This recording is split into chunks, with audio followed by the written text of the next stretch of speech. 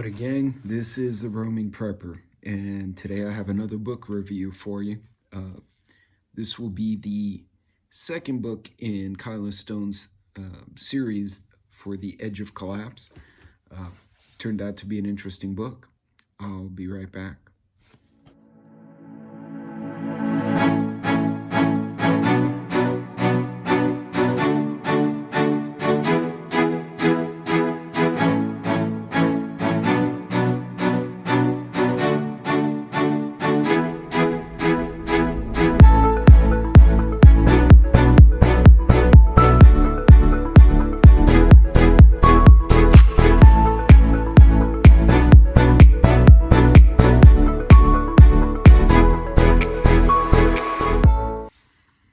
Howdy gang.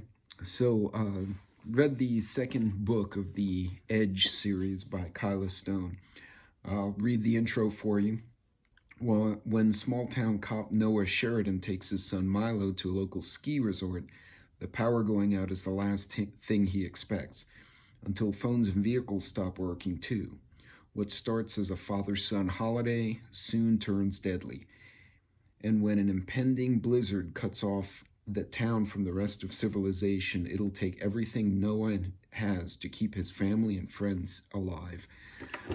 So this builds on the original book, The Edge of Collapse, where we see heroine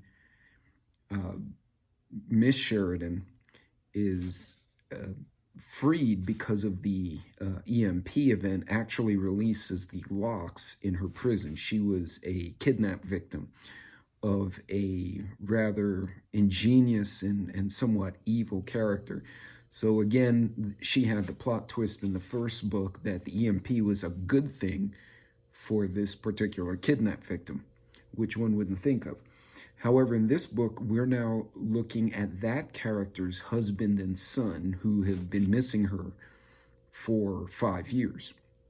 The husband is a small-town cop. This takes place in Michigan. They do a good job. First and foremost, she does a good job of painting the local environment, the trees, the snow cover, the type of weather. Been up there, I'd lived in that part of the country, around the Great Lakes, and she does a good job of conveying that. Character development was not disappointing either. Her development of Noah and the little boy Milo, who has a chronic illness, so that's an added rub to the story. She does a very good job of building both of them. You get a really good picture artistically of what's in her head for the characters. Now, when it comes to the technical aspect, I believe in the first book I mentioned her character development was great, but it left she touched on some technical skills, and everything she hit on was very good, but it didn't go into a lot of technique as far as certain aspects of survival and preparedness. Now, when she switches gears and goes to the town the young woman is from and follows the husband and son through the exact same EMP event, she starts getting way more technical. You guys would like this. It almost had hints of William Forstein's 1 Second After. I don't know if I say his name right. I think I say it differently every time I talk about him. But she gets into a lot of technical aspects of how one town is dealing with gangs, another town got overrun by them, the third town clamped them down, what the different towns were doing, how they reacted, how local law enforcement and in some cases local militia acted. I'm trying not to give away too much of the book, but she does a good comparison of what a town or community would deal with as far as the risks and dangers associated with a sudden grid drop. Also, with the young son being ill and having a chronic illness, she goes into a lot of the aspects of how do you deal with a chronic illness or disability when everything has gone down the toilet. She touches on a lot of things like towns creating cooperative efforts, towns trading information and trading materials, as well as the reaction of different townspeople and how their backgrounds help them. And she also touches on a few people who are better prepared than others and the differences in how their families succeeded or failed subsequently. Last but not least, she does touch on what happens when there's no communications and you have people who normally would not obey the law but are hesitant to break it because they know there will be a consequence.